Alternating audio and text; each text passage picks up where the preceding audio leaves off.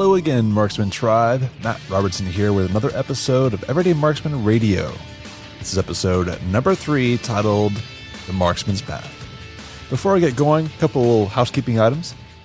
If you're listening on iTunes, I surely would appreciate if you went ahead and hit that subscribe button and leave me a review.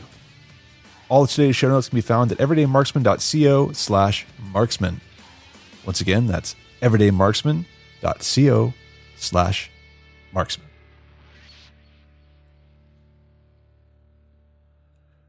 In today's episode, we're going to cover a few topics all focused around the idea of why do I do what I do? Or more importantly, what is it that I'm trying to build?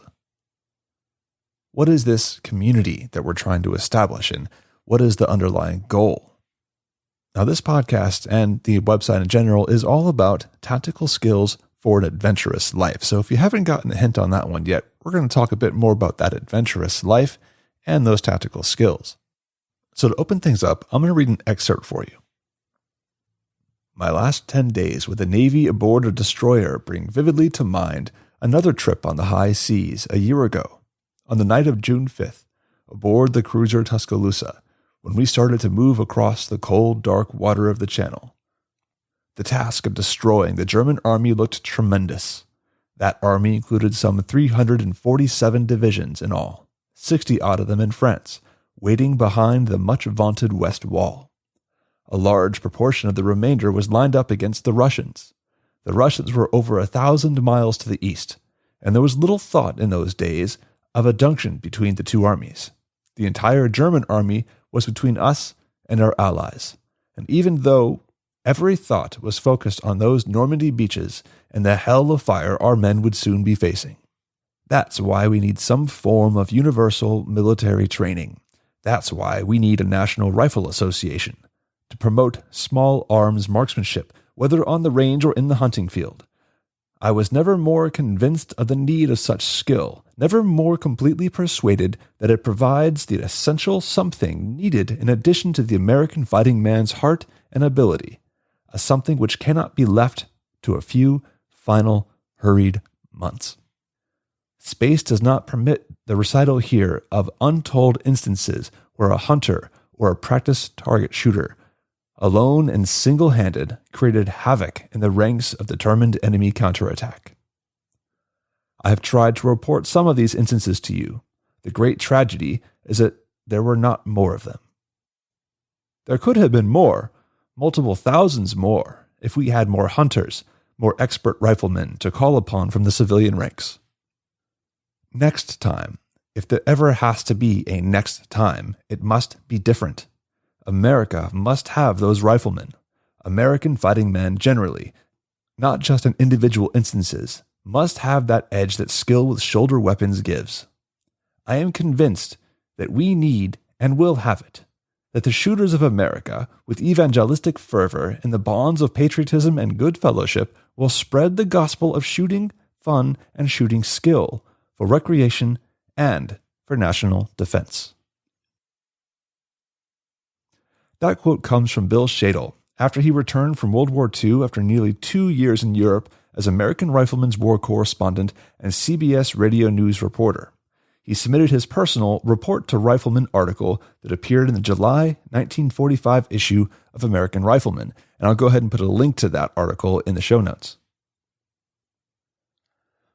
So as we get on today's episode, there's something that Bill Shadle said in his line that I want to make sure that I allude to, and that is the idea of universal military training.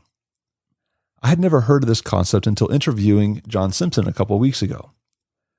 It came about in the late 1940s and into the early 1950s, and the idea was that we would have a corps of trained American citizens across the board so that in times of emergencies, they could be called upon and trained very quickly to defend the nation.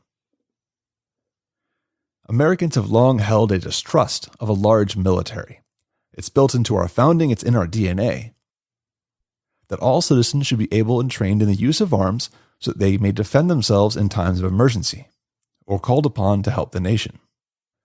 Every time we've had a major war, going from the Civil War into World War I, World War II, and then even on to Vietnam, there has always been a lag time. where the conflict begins and we have relatively few capable soldiers. The most successful of the early waves are those who already knew how to shoot and how to fight. They were the veterans of prior wars. They were the hunters, the outdoorsmen, those who knew how to live and survive. One of the greatest snipers of all time is Carlos Hathcock, who is famous for saying he didn't learn to read the wind in sniper school. He learned it in competition. The push for universal military training began in 1947, shortly after the end of World War II, but before the Cold War really got going. Two of its biggest advocates was George C. Marshall, former general, now turned Secretary of State, and President Truman. It caused an uproar in Congress because nobody truly liked the idea of requiring every citizen to go through military training. Ultimately, the idea of universal military training faded in the 1950s in favor of relying on the air power provided by the newly formed U.S. Air Force and nuclear weapons. Furthermore, as the Cold War got going and the threat of nuclear war became a reality, nobody put a lot of stock in the capability of the everyday person to survive that kind of fight. But that gets me to today's topic: being an everyday marksman. Universal military training never stuck around, for better or worse, but that doesn't mean there's not some lessons that we can take away from that idea and that experience. In fact, we've been doing it for a long time. If you were ever a Boy Scout, you learned the history of the Boy Scouts, that's exactly what it was. If you go back to the 1908 edition of the Boy Scout Handbook by Robert Baden-Powell, you'll find that many of the skills were very military related, right down to earning badges for shooting and surviving in the woods. But ultimately what this comes down to is the difference between knowing and doing. The information age has made it too easy to, air quote, know things. Think about it. You have the entirety of human knowledge and history at our fingertips all the time. In a way, people have gotten too comfortable with that idea that if they don't know something, they'll just quickly look it up. And that's all fine and dandy up until that moment where that's not available to you. And then you have to rely on what you can actually do. And to quote Albert Einstein, the more I learn, the more I realize how much I don't know. Having so much access to information makes us fearful of taking action without knowledge. The reality is the most difficult situations we find ourselves in are often the ones where we don't know information, but we have to act. But here's the thing.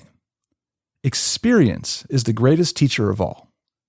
It's not by reading about something that you're able to suddenly do it. It's by learning enough about that topic that you can go practice and experiment and get feedback. Think about how many times you wanted to make an important decision, but you wanted to wait till all the facts were in. Maybe it was something you wanted to buy for your house, a new TV, a computer, a new rifle. And you endlessly scour the internet looking for reviews and forum discussions until you get all that information together so you know that you have made the right decision. If I've learned anything over time, it's that more often than not, any of my final 5 choices would have worked just fine, especially at my skill level. In this regard, I'd like to talk about something called fear setting, which I learned from Tim Ferriss. The idea is that when you're afraid to make a decision because you don't have enough information, take a step back and think about it. Write down what is the absolute worst thing that could happen. More often than not, when you do this exercise, you're going to realize that whatever the imaginary consequence, the worst case scenario of this decision you're trying to make, it's usually not that bad. The first step towards the marksman's path is taking action. This is the impetus behind the Marksman challenges which I've been running lately.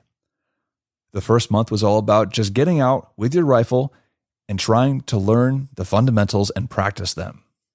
This month it's about rucking and fitness. You don't need special equipment, you need a backpack and some weight. Go ruck. We're trying to build a community of action takers, of those who will improvise in the moment and go out and do it. So what do we take action on?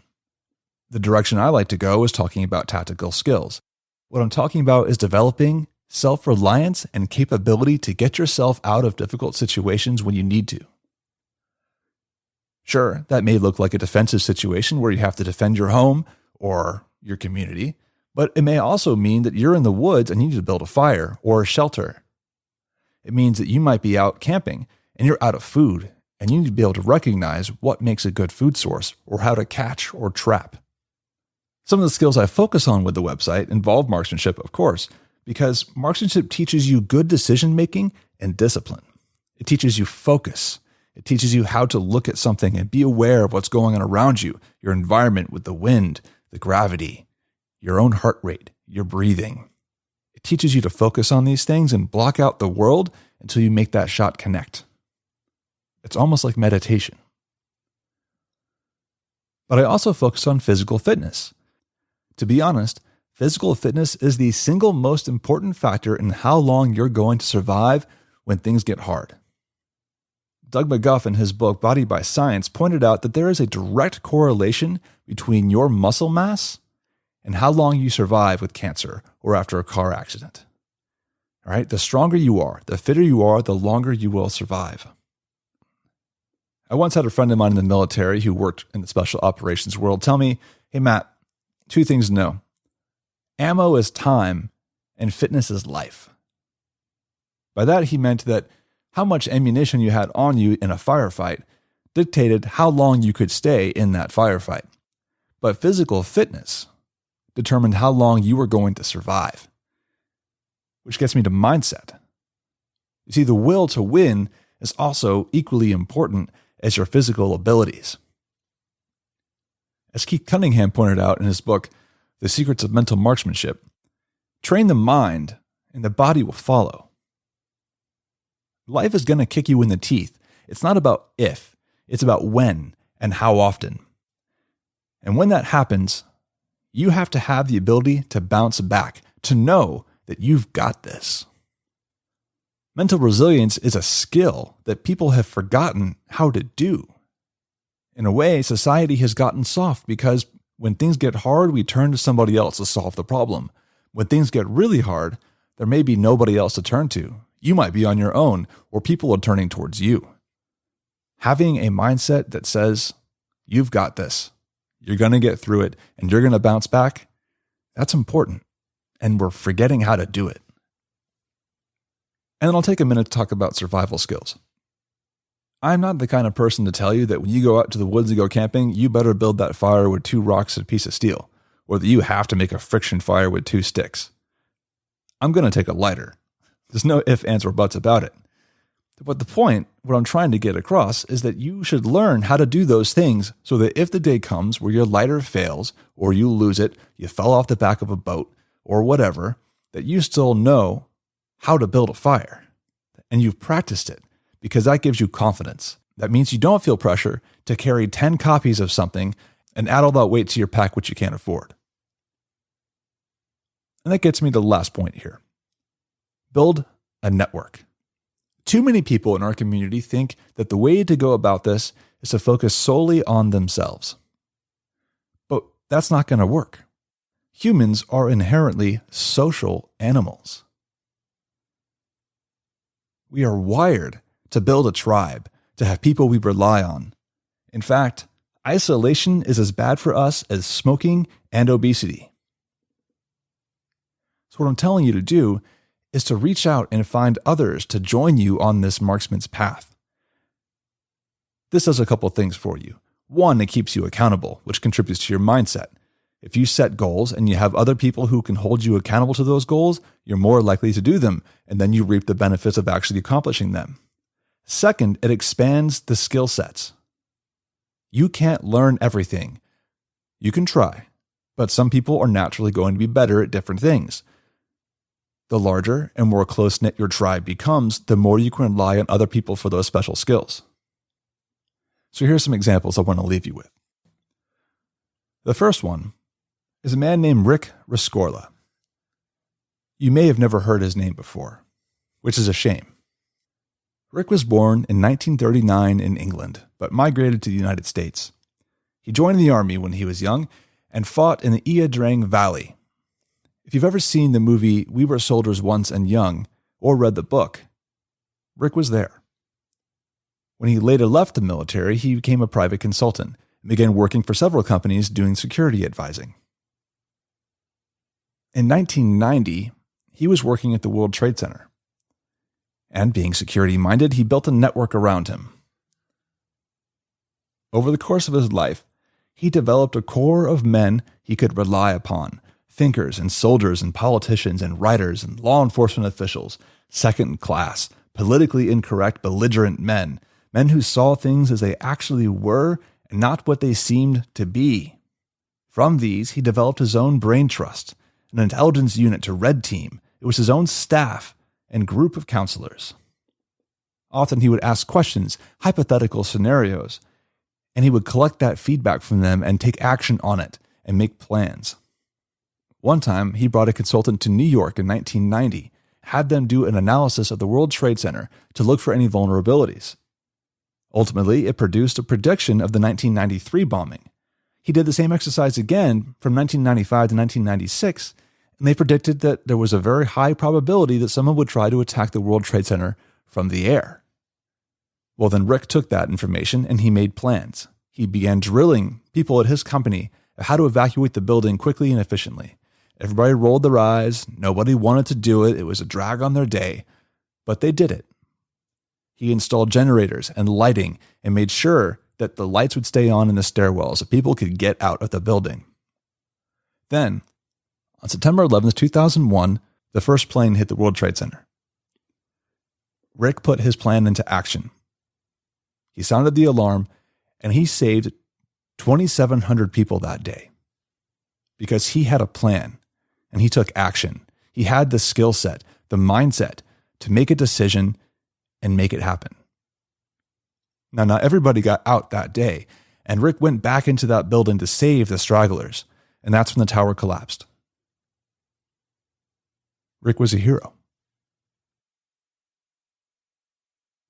Another example is from the 1800s. Billy Dixon was born in 1850, and he lived all over the U.S., growing up as a woodworker and a scout, but ultimately made his name as a buffalo hunter on the American frontier. Now, Billy was known as a crack shot marksman among the buffalo hunters. By 1874, he found himself in the panhandle of Texas, outside of a little trading post known as the Adobe Walls. On the morning of June 27, 1874, a force of about 700 fighters attacked the Adobe Walls trading post. Billy Dixon was one of 28 people who took refuge in the local saloon and defended themselves over the course of 3 days. What made Billy Dixon famous in this fight was he borrowed another buffalo hunter's 50-90 rifle and made a shot from over a mile away, taking off one of the fighters from their horses. Later in his biography, Billy would say that that was a scratch shot and he didn't think he could complete that one again, but he still did it. Later that same year, in August of 1874, Billy found himself working for General Nelson Miles as a scout and a courier. In September, Billy's detachment of 6 couriers found themselves ambushed. They were attacked by a large band of fighters and then took refuge in a buffalo wallow, digging with their hands and their knives to make a pit that they could hide in. Once again, over the course of 3 days, they survived an extremely cold rainstorm and harsh nights and fighting. One soldier was killed, but every man who was there, who survived, was awarded the Medal of Honor. Billy eventually retired and lived just outside the original Adobe Walls trading post that he became famous at. In 1887, he became the first postmaster. In 1894, he married his wife, Olive King Dixon of Virginia, who for 3 years was the only woman living in that county. So why do I tell you these stories? These men are what I consider marksmen. They were men of action. They had a skill, they developed that skill, and they used it for the benefit of others. They had a network. Rick Rescorla did not do this by himself. He built a cohort of advisors, of people he could trust from different backgrounds, and he made predictions and took action on those predictions and saved 2,700 people. Billy Dixon was a skilled outdoorsman and scout and a marksman, and he made that shot from 1 mile away using a buffalo rifle in 1874. Not many marksmen today could even attempt to make such a shot. and his heroic actions won him the Medal of Honor even though he was not in the military. So all of this reminds me of a quote from Helmut von Moltke the Elder, a Prussian general in the late 1800s. In the last analysis, luck comes only to the well-prepared. So my ask of you today is to be prepared. Look at your life and think about what can you take action on right now, even little things, and start that path towards being a marksman.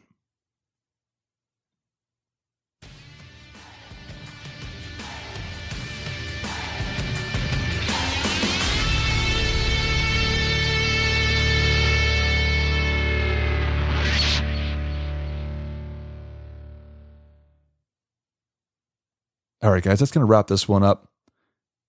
So first off, I want to say thank you for listening. If you haven't done already, please go ahead and hit that subscribe button. Leave me a review or a rating. I really do appreciate it. All that feedback really does help. And please make sure you come by everydaymarksman.co and subscribe. Join our little posse of merry marksmen as we take this journey towards being men of action. At the end of the day, we are all in this together. I am not an expert in anything I'm talking about. I am just on this journey trying to be a better man, a better husband, a better father, and a better member of my community.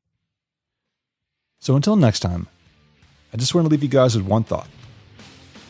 The nation that will insist on drawing broad lines of demarcation between the fighting man and the thinking man is liable to find its fighting done by fools and its thinking done by cowards. That was Sir William Francis Butler. Give it a thought, guys. Talk to you later.